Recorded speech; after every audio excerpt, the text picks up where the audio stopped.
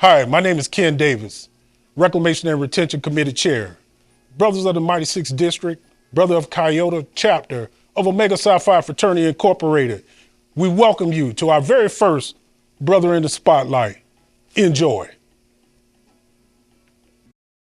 I'm Sean Ellerby, Boston's of Iota chapter of Omega Psi Phi Fraternity Incorporated here in Florence, South Carolina, here today to interview Brother Terry Dingle. What is your name and tag, and where did you go to school? My name is Terry Dingle. My tag was Atomic Dog. A lot of times I get a question, why did I have that? But I was a physics minor. Okay. And so that's where the elements came in. What's the other part of the questions? What was your college and what was your major and when did you graduate? I attended Francis Marion College at the time, and I graduated in fall '80. Okay. Who or what influenced you to seek to become a member of Omega Psi Phi Fraternity Incorporated? Okay. Well, let me correct something. I graduated in fall '85. I pledged in fall '80. So, who influenced me? Growing up, really didn't know a whole lot about fraternities until I got in high school. I started band in 6th grade, so one of the first person that I met was Brother Leon Harvey. Still didn't know what fraternity was about. The car that he drove, he had the sign on the front, and it had those 3 letters on there. Again, at that time, I didn't even know they were Greek letters, but he was the first person that I ran into. But then as I got into junior high school and high school, Brother Harvey and then Brother Clyde Davis, and so at that point in time, I started meeting all these men that were Omegas. And so from that standpoint then, but Brother Harvey has probably been one of my biggest mentors growing up, just from band and through life, but he was probably the most influential. Okay. Well, what chapter are you currently a member? Iota. Okay. And are you now, or have you previously been a chapter officer or committee member? I have. Fortunately or unfortunately, I think I've served in every office. I think the only office I may not have served in was treasurer, but I've been boss list, KRS, assistant KRS. I serve on every committee, Achievement Week, social action. So I've been pretty active as far as that is concerned.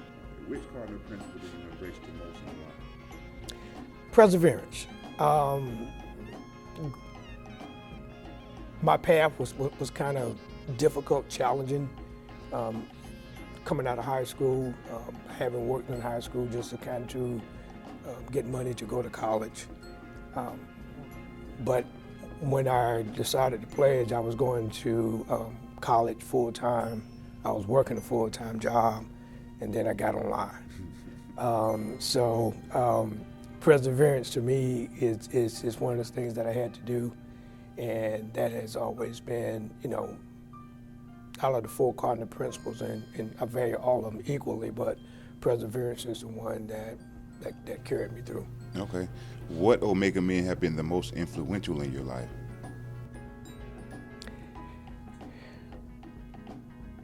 Now that's a difficult question. And I'm going to go back to Brother Harvey, Brother Clyde Davis, and then when I had the opportunity to meet Brother Roseman, Brother Litters, but there's 2 guys that once I pledged, and actually once I came into the grad chapter, was Brother Leroy McLean and Brother Robert Jurrell. They were the ones that really taught us what the frat was about. What are your 2 favorite poems you learned, and how have they guided your life? See it through and if. See it through is just that a lot of the challenges in life, it always taught me that you always gotta keep moving forward. You gotta keep, regardless of what comes through, you just gotta see it through. And so sometimes when challenges come in life and you want to give up, you just at best to say see it through. I remember, again, going back to when I was online, there's opportunities which say, man, this ain't worth it. But it's like, no, you're not a quitter, so we're going to see this thing through. So see it through, and then if, because if talks about when you can keep your head when all others about you are losing theirs. And again, it goes back to my time on online when you're just like, man, somebody's got to stay calm. You got to keep yours. So, but it also taught me those things in life as well, because a lot of times situations you get in, everybody else can be rattled, but you're keeping calm, and I've become to be known as the level-headed person, the one that keeps the calm in the room. So those two poems stood out to me the most. And they were truly appreciated. Besides crossing the sands, what has been your most memorable moment or occurrence in Omega?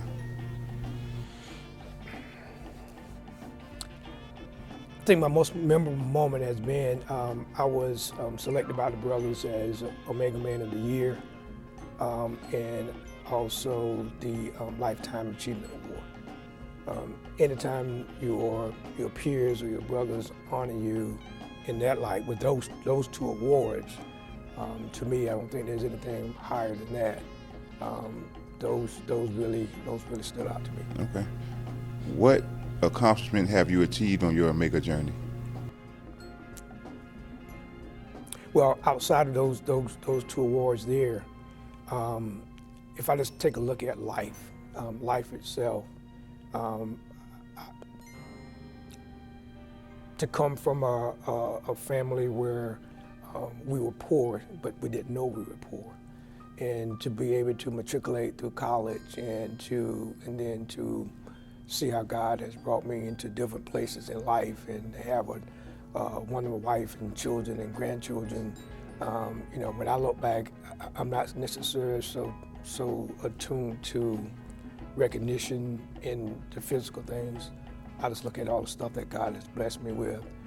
But then this fraternity and the friendship and the lifelong friendships that I have made in this fraternity is, to me, has been one of my greatest accomplishments. Okay. What are the talents and skills that you have to contribute to Omega? At this part of my career, I would like to say the talents and skills that I have is one, experience. And most people wouldn't know this, but I'm a relatively quiet person. But the ability in my career, professional career, and the things I have been a part of, as well as being a pastor, just learned leadership skills, administrative type skills, and having done it. And so right now, the things that I can offer the chapter is, in order to help the younger brothers grow, is experience and wisdom. We've been there and done that. Okay, what do you feel is the key to retaining brothers financially from year to year? I think that's a multifaceted question. I think one, financially, and I say that with the tongue in cheek, because I know a lot of times, particularly younger brothers coming out of college, they may not have the resources, but I also know that we always direct our resources to what's most valuable to us. And I think one of the things that we have to do better as a chapter and even as a fraternity is we learn a lot of information in order to travel, so we can be accepted wherever we go. But do we really have a good foundation of what the frat is? And I think if brothers will actually learn and take to heart our Constitution and our bylaws and know the business of the fraternity, I think when people really know the business of the fraternity and how the fraternity actually operates, then the fun stuff is always going to be there. But to me, the most joy is coming in is knowing how the fraternity operates and why we do what we do. Yeah, I can agree with that. Is there anything else you would like to tell the audience about your journey in Omega?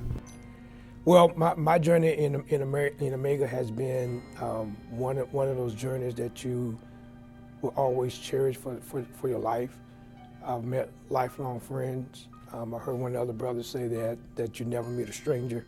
As far as when I've traveled different places and in airports where I never thought I would meet a brother. I run into a brother, whether it's at a gas station or wherever, and it's almost like we always know. My wife and my girls always, they joke. We're traveling on the highway, man, and a brother see a tag, man, and they're blowing the horn or we're throwing up the hooks, and they say, well, you don't even know him. I said, but he's my brother. And so I just think those things that as I've journeyed through Omega that I love, that regardless of whether I'm a 44-year brother or a brother who just went over in 24, we're still brothers. Understood. Well, it's been a pleasure and love to continue working with you, Brother Dingle. Thank you, sir.